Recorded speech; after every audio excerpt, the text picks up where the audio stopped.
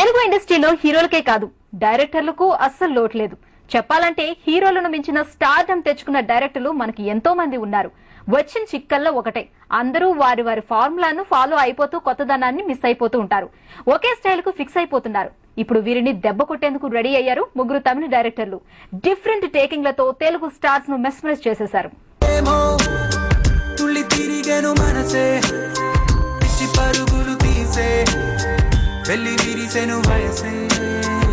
తెలుగులో డబ్ అయ్యే తమిళ సినిమాలకు ఒకప్పుడు ప్రేక్షకులే కరువయ్యారు.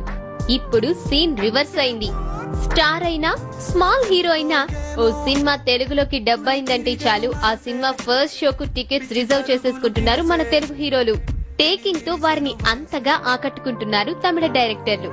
ముగ్గురు దర్శకులైతే తెలుగు హీరోలతో ఆల్రెడీ మ్యాచ్ ఫిక్స్ చేసేశారు.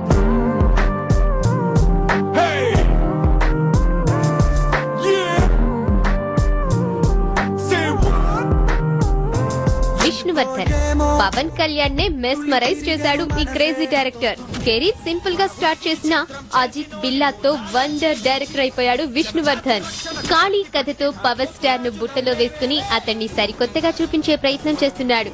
ఫాస్ట్ గా సినిమాను కంప్లీట్ చేసిన విష్ణువర్ధన్ సినిమాను అప్పుడే రిలీజ్ కు రెడీ చేశాడు.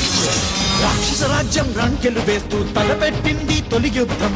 కత్తికి కండగ నరికేటందుకు ఉన్నానెప్పుడు నే సిద్ధం.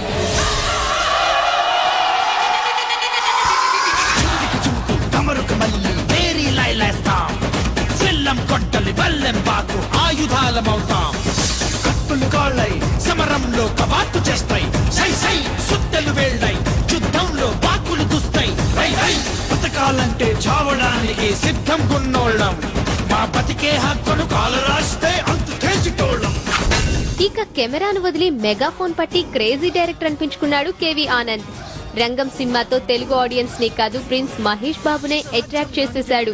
ప్రస్తుతం తనతో సినిమా చేయాలని ఉవ్విళ్లూరుతున్న మహేష్ కు కరెక్ట్ గా మ్యాచ్ అయ్యే స్టోరీని సెర్చ్ చేస్తున్నాడు. సూర్యతో మ్యాట్రన్ సినిమా పూర్తయ్యాక ప్రిన్స్ తో కళ్లు చెదిరే స్టంట్స్ చేయించేందుకు సై అంటున్నాడు.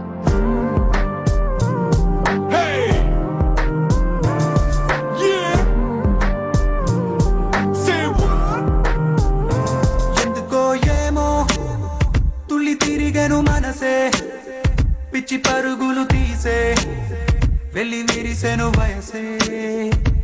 ఎందుకో ఏమో గుండె దరువులు వేసే కొంటె తలపులు తోచే పొంగి పొరలేను ఆసే.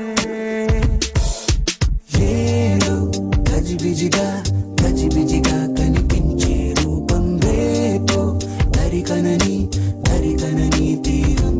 తమిళ టచ్ ఉన్న పవన్ కళ్యాణ్ మహేష్ బాబులే కాదు నందమూరి యంగ్ టైగర్ నే ఆకట్టుకున్న తమిళ డైరెక్టర్ కూడా ఉన్నాడు.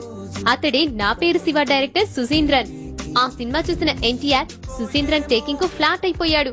అతడు ఓకే అంటే ఓ సినిమా కూడా చేసేందుకు రెడీ అయ్యాడు ఎన్టీఆర్. ప్రస్తుతం 4 ప్రాజెక్టులతో బిజీగా ఉండడంతో అవి పూర్తయ్యాక డేట్స్ ఇస్తానని ప్రామిస్ చేసేశాడు. తొలిసారి తమిళ డైరెక్టర్ తో దుమ్ము రేపాలనుకుంటున్నాడు.